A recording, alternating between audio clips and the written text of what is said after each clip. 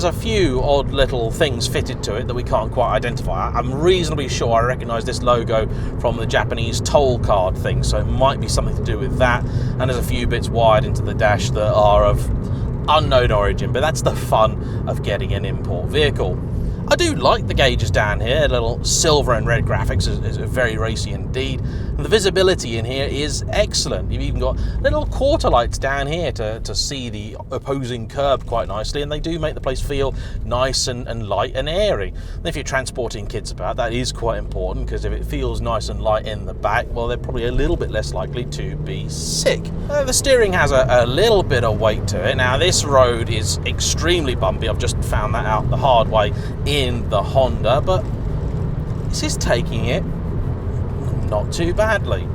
Driving this, I'm beginning to see the owner's kind of viewpoint on the car, in that it seems to have lots of decent qualities, but very little in the way of personality.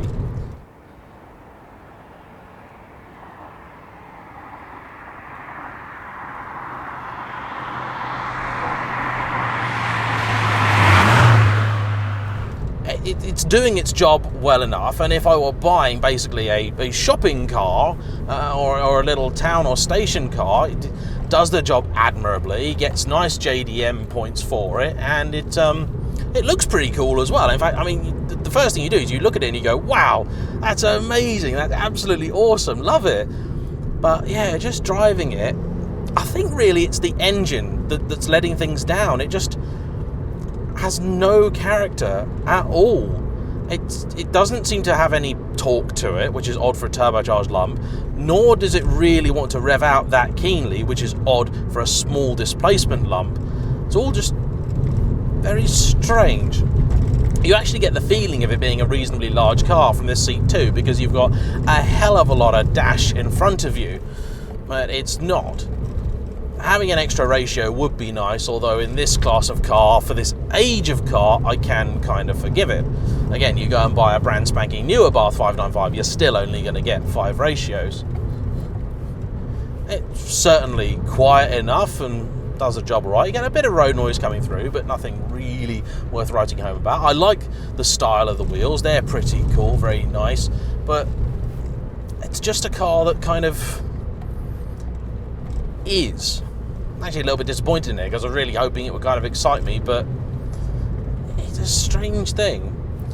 Now, these cars do have a very dedicated owners group. I've seen them at a couple of shows, and they do look absolutely awesome, and I can totally understand the appeal of them. I suppose if you're thinking of buying a Honda Jazz, they would be a much more interesting alternative at least, and I think for a lot of people the fact that it is just such an out there car would certainly be enough, but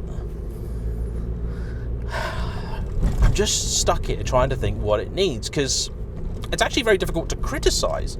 The steering's good enough, there's enough texture and feedback through it for what I'd expect. It's not brilliant, of course, no, it's not a Lotus or anything like that.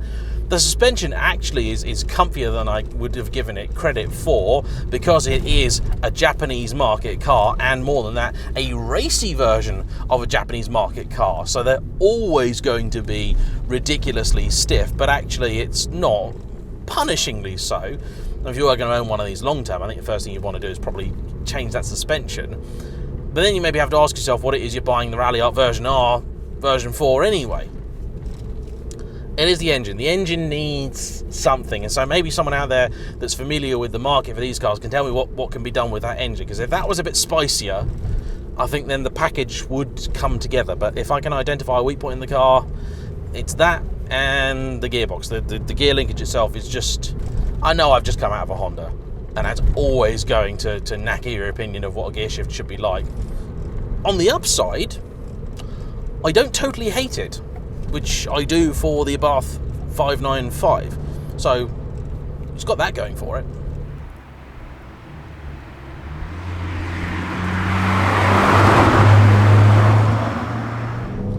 Let's give it another squirt, see what she does.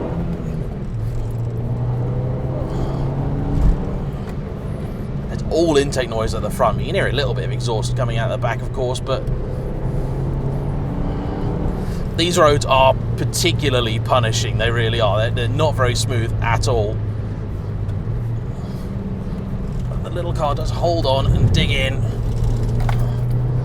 And I must say, in comparison to the Abarth 595, that rear end just seems a lot more planted. So there's something in there. Definitely something in there. I think if you're going to have one of these, you just got to play with it a bit more. Anyway, that's a brief look at a very interesting and unusual JDM Super Mini. Thanks for watching. Please like, comment below, subscribe if you haven't already, and I'll see you for the next one. Bye-bye.